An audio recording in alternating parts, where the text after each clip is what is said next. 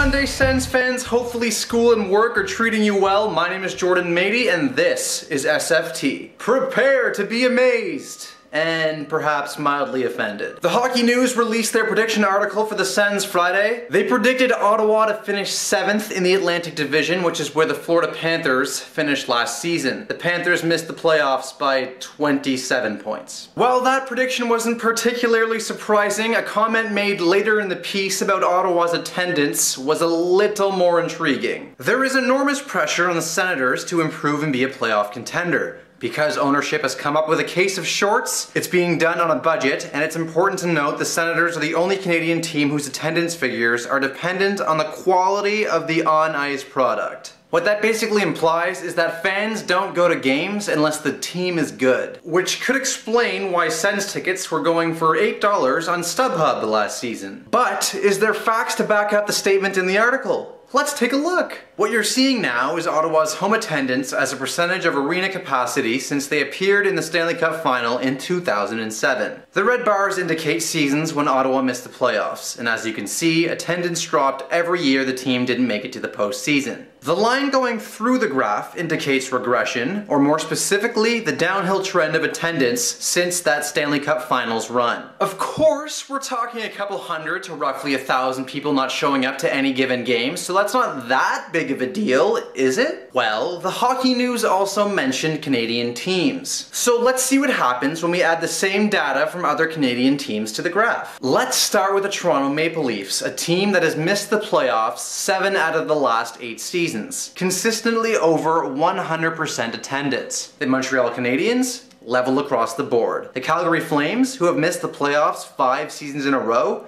you can mount a shelf with that line, it's so level. The Edmonton Oilers, little playoffs, much level attendance. Wow. Canucks, level. The attendance from these teams advanced the argument that I'm now trying to make. But you know, I'm wondering, is there a team that's been horrible since 2007 and one that's moved to Canada in that same time frame that I can use to further illustrate my point?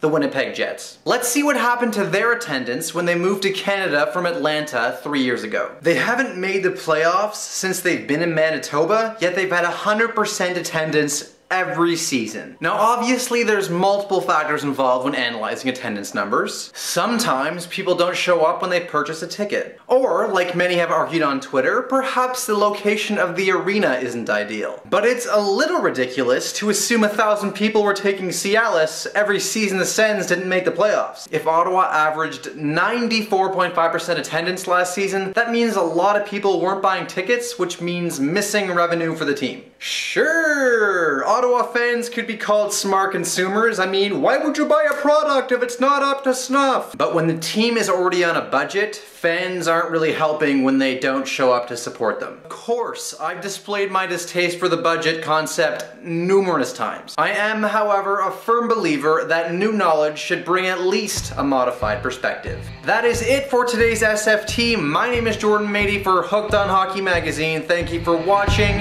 Stay red, Sens fans.